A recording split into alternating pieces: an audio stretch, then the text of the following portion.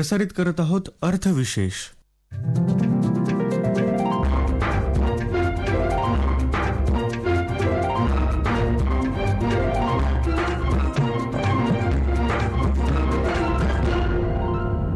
श्रोत्या नमस्कार. आकाशवाणीच्या अर्थविशेष कार्यक्रमात आपले मनपूर्वक स्वागत. अर्थविशेषच्या आजच्या भागात आपण ऐकणार आहात रुपयाच्या ढासळत्या मूल्याविषयी. श्रोतेहो, देशविदेशातील प्रतिकूल घटनांच्या एकत्रित परिणामामुळे रुपयाच्या विनिमय मूल्यामध्ये मागील काही दिवसात तीव्र घसरण होत आहे. प्रति डॉलर 60 पैशांच्या घसरगुंडीसह रुपयाचं मूल्य मागच्या सोमवारी इतिहासात प्रथमच 77.50 या पातळीवर घसरलं. जागतिकीकरणानंतर भारताच्या आंतरराष्ट्रीय व्यापारामध्ये भरघोस वाढ झाली. आंतरराष्ट्रीय व्यापारात डॉलरचं प्राबल्य आहे. जगातील प्रमुख व्यवहार डॉलरमध्ये होत असतात आणि त्यातही खनिज तेलासंबंधित व्यवहार विशेषतः डॉलरमध्ये होत असतात. त्यामुळे रुपयाच्या तुलनेत डॉलरच्या किमतीमध्ये वाढ होणं हे भारतासारख्या आयातीवर अवलंबून असणाऱ्या देशाला अधिक त्रासदायक.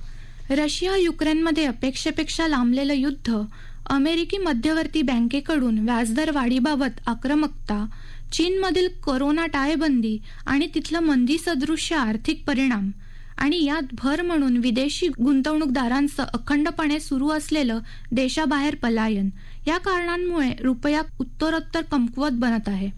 खनिज तेलाच्या भडकलेल्या आंतरराष्ट्रीय किमती आणि तेलाच्या आयातीसाठी देशातून वाढलेल्या डॉलरच्या मागणीनेही चलनाच्या घसरगुंडीला हातभार लावला आहे. रुपयाची डॉलरच्या तुलनेत किंमत कमी होण्याचा परिणाम आयात आणि निर्यातीवर होत असतो. रुपयाचं मूल्य कमी झाल्यानं आयात महाग होते आणि निर्यात स्वस्त होते. साहजिकच त्यातून निर्यातीला पोषक वातावरण तयार होतं. पण आपल्या गरजेच्या साधारण 85% खनिज तेल आपल्याला आयात करावं लागतं. तसंच सोनं सुद्धा भारतात आपल्या गरजेच्या 1% कमी उत्पादित होतं. या दोन्ही उत्पादनांची मागणी खूप जास्त असल्यानं त्यांच्या आयातीचा परिणाम अर्थव्यवस्थेवर होत असतो. अशा वेळीस रुपयाचं घसरतं मूल्य भारत सरकारसमोर आव्हान निर्माण करतं. यावर अधिक चर्चा करताना अर्थतज्ञ उदय तारदाळकर म्हणाले, वाढत्या महागाईच्या पार्श्वभूमीवरती रिझर्व्ह बँकेने रेपो दरात अचानकपणे 40 पैशांनी वाढ केली. याचा सर्व जगताला धक्का बसला. पण अशी वाढ होणं अनिवार्य होतं, कारण एकंदरीतच आपण बघितलं तर महागाई निर्देशांक हा दिवसेंदिवस वाढतच होता आणि अर्थातच त्याला रशिया आणि युक्रेन युद्धाची पार्श्वभूमी होती. तसंच आपण बघितलं तर रुपयाचं एक मोठ्या प्रमाणात घट झाली रुपयाची डॉलरच्या तुलनेत आणि तो चक्क 77.5 रुपयाच्या या पट्ट्यात येऊन थांबला. आणि काहीशी आपण जर कारणं बघितली तर मोठ्या प्रमाणामध्ये विदेशी गुंतवणूकदार हे भांडवल बाजारातून पैसे काढून घेत आहेत. त्याचप्रमाणे जेव्हा आपण बघितलं की 40 पैशांनी जेव्हा रेपो रेट वाढला त्याच्या दुसऱ्याच दिवशी अमेरिकेच्या सेंट्रल बँक म्हणजे US फेडनी आपला रेट तब्बल 50 बेसिस पॉईंटनी वाढवला. आणि अमेरिकेची तुलना केली आणि भारताची तुलना केली तर आपण जर त्याचे व्याजदर बघितले तर अर्थातच अमेरिकेचा व्याजदर एवढे वाढवून सुद्धा हा 1% खाली आहे आणि भारतामध्ये हा आपण बघितलं की 4.40 झाला. सर्वच जगात आता महागाई हा एक मोठा प्रश्न झाला या युद्धामुळे आणि मग ते विविध वस्तू असतील किंवा खनिज तेल असेल प्रत्येकाचेच भाव वाढत आहेत. भारताचा विचार केला तर भारताकडे एक परकीय गंगाजळची सुस्थिती होती, अजून आहे असंच म्हणायला पाहिजे.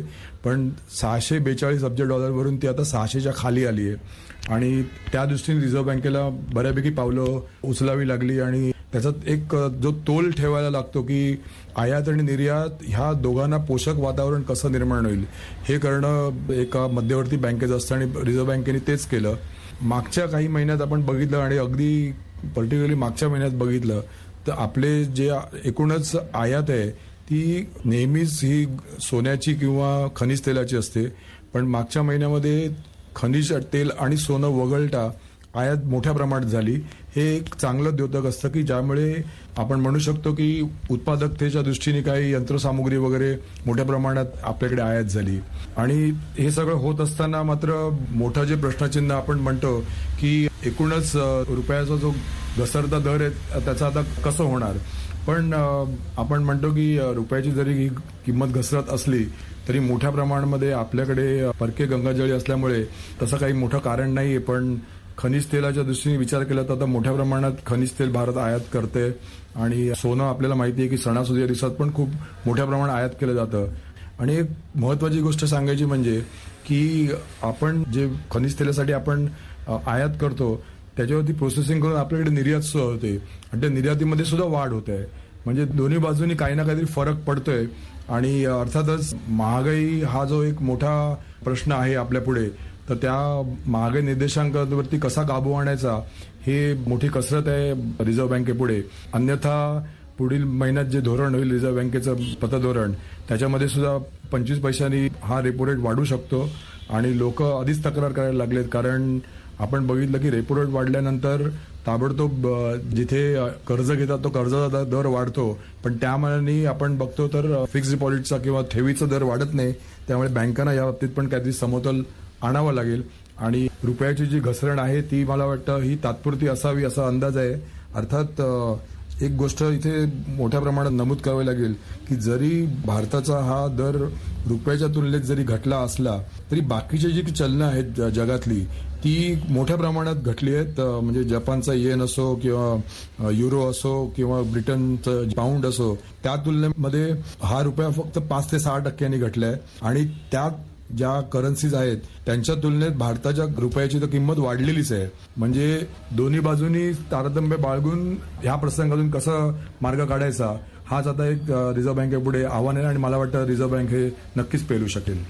श्रोतेहो, जागतिकीकरणामुळे भारतीय अर्थव्यवस्था उर्वरित जगाशी जोडली गेली आहे.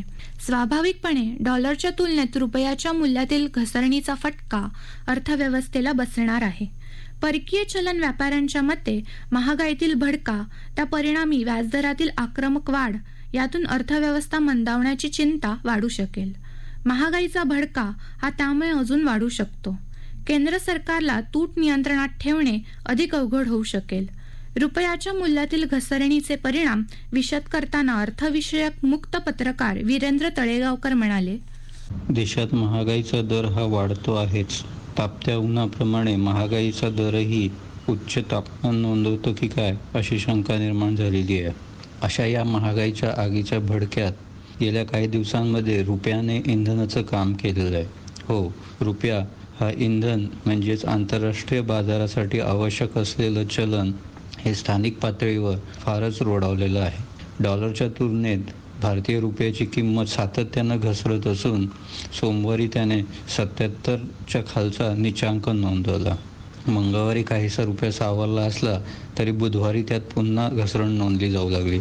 रुपयाचा हा प्रवास डॉलरच्या तुलनेत 80कडे चालला की काय असं चित्र स्पष्ट होत आहे.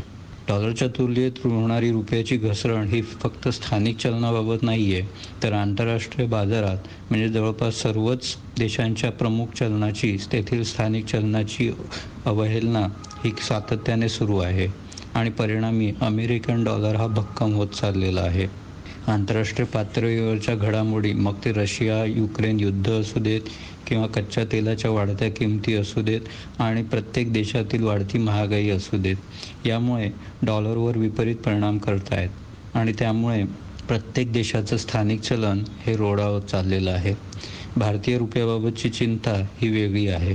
देशाच्या आर्थिक व्यवस्थेवर या रुपयाच्या घसरणीचा ताण पडणं स्वाभाविकच आहे. आधी म्हटल्याप्रमाणे महागाईत हे रुपयाचं घसरण इंधन घालतं की काय अशी स्थिती निर्माण झालेली आहे. देशात महागाईचा आधीच भडका उडालेला असताना किरकोळ महागाईचा निर्देशांक हा गेल्या अनेक महिन्याच्या उच्चांकी स्तराला असताना महागाई आणखीन वाढण्याची शक्यता या घसरत्या रुपयामुळे निर्माण झालेली आहे. आपण डॉलरच्या बदल्यात अनेक वस्तू आयात करतो. अर्थात आता वाढत्या डॉलरमुळे किंवा डॉलरसाठी अधिक पैसे खर्च करावे लागत असल्यामुळे या आयात वस्तू महाग होणार यात शंकाच नाही. त्याचबरोबर या साऱ्या घटनांचा सरकारच्या तिजोरीवर होणारा परिणामही लक्षात घ्यायला पाहिजे. देशाची आर्थिक तूट भरून काढण्यासाठी सरकारच्या तिजोरीवर भार असतोच असतो. वाढती निर्यात, वाढता व्यापार यामुळे देशाची अर्थव्यवस्था भक्कम होते. मात्र गेल्या काही महिन्यांपासून सातत्याने यात घसरण सुरू आहे. आपण पाहिलंय की देशाची राखीव परकीय गंगाजळी ही देखील झपाट्याने कमी होत चाललेली आहे. गेल्या 8 महिन्यात तब्बल 45 अब्ज डॉलरची परकीय गंगाजळी ही कमी झालेली आहे. या रूपाने भांडवली बाजारातून विदेशी गुंतवणूकदारांचा काढता पाय कायमच राहिलेला आहे. त्यामुळे देशात डॉलरची गुंतवणूक ही कमी होत आहे आणि त्यात आता घसरत्या रुपयामुळे डॉलर महाग झाला आणि त्याकडे दुर्लक्ष होणं हे गुंतवणूकदारांचं स्वाभाविक धोरण आहे.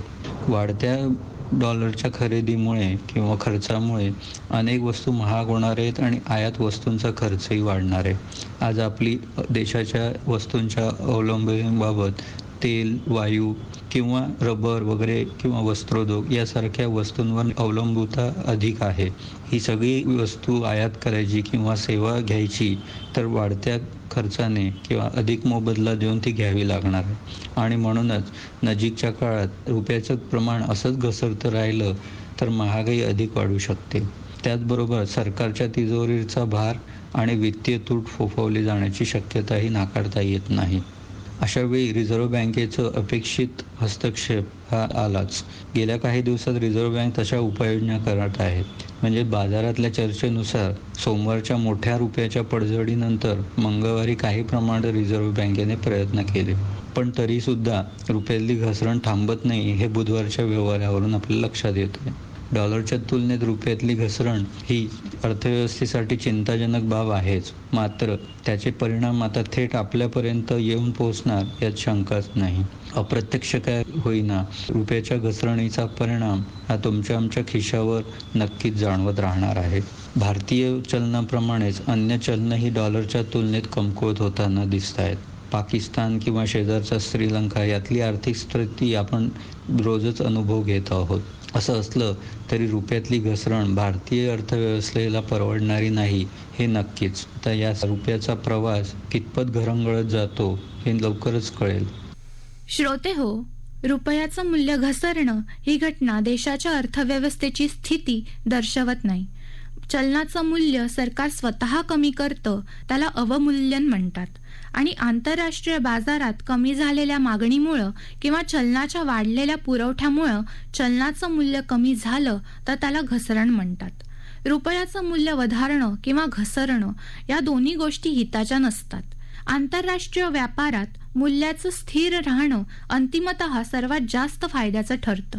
भारतीय अर्थव्यवस्थेत रुपयाची किंमत स्थिर ठेवण्याची जबाबदारी रिझर्व्ह बँकेची असली तरी रुपयाचं मूल्य रिझर्व्ह बँक निश्चित करत नाही. रिझर्व्ह बँक खुल्या बाजारात चलनांची खरेदी विक्री करून रुपयाच्या किमतीत बदल घडवून आणण्याचा प्रयत्न करू शकते, परंतु कृत्रिमरित्या रुपयाची किंमत स्थिर ठेवण्याची जबाबदारी रिझर्व्ह बँकेची नाही. ज्या चलनाचं मूल्य आंतरराष्ट्रीय बाजारात सामान्यतः स्थिर राहतं अशा चलनाला कठीण चलन म्हणतात. डॉलर हे कठीण चलन आहे, परंतु मागच्या काही आठवड्यात सर्वच चलनांचं डॉलरच्या तुलनेत अवमूल्यन झालं आहे. तुलनात्मक विचार केला तर भारतीय रुपया इतर चलनांच्या तुलनेत कमी घसरलेला दिसतो आणि पाऊंड, युरो या चलनांच्या तुलनेत भारतीय रुपयाची कामगिरी सरस आहे. भारताकडे परकीय चलनाची गंगाजळीचा साठा निदान 8 महिने पुरेल एवढा आहे. त्यामुळे अर्थव्यवस्थेची मजबूती दिसून येते. शिवाय आंतरराष्ट्रीय दृष्टिकोनातून भारत हे गुंतवणुकीसाठी आश्वासक गंतव्यस्थान आहे. यासाठी सुद्धा सद्यस्थिती फार चिंताजनक नाही असं तज्ज्ञांचं म्हणणं आहे. श्रोते हो, आंतरराष्ट्रीय बाजारात काही चढ उतार होतच असतात. त्यातून निर्माण होणाऱ्या आव्हानांना सामोरं जाणं भाग तर आहेच, परंतु त्यातून दीर्घकालीन सामर्थ्याची पायाभरणी करणं अधिक योग्य ठरतं. संकटांचं संधीत रूपांतर करणं आणि त्यासाठी आवश्यक त्या उपाययोजना करणं, यासाठी सरकारनं उपाययोजना आखायला हव्यात आणि त्यासाठी पोषक वातावरण घडवण्यासाठी सर्व समाज घटकांनी एकत्र यायला हवं. असं झालं तर आर्थिकदृष्ट्या सामर्थ्यशाली भारताचं स्वप्न फार दूर नसेल. श्रोते हो, याचबरोबर आजचा अर्थविशेष कार्यक्रम संपला. आकाशवाणी मुंबईच्या प्रादेशिक वृत्त विभागानं हा कार्यक्रम सादर केला होता. सादरकर्त्या सरस्वती कुवळेकर, निर्मिती सहाय्य विवेक वानखडे, लेखन विनोद देशपांडे आणि निवेदन नेहा कुलकर्णी.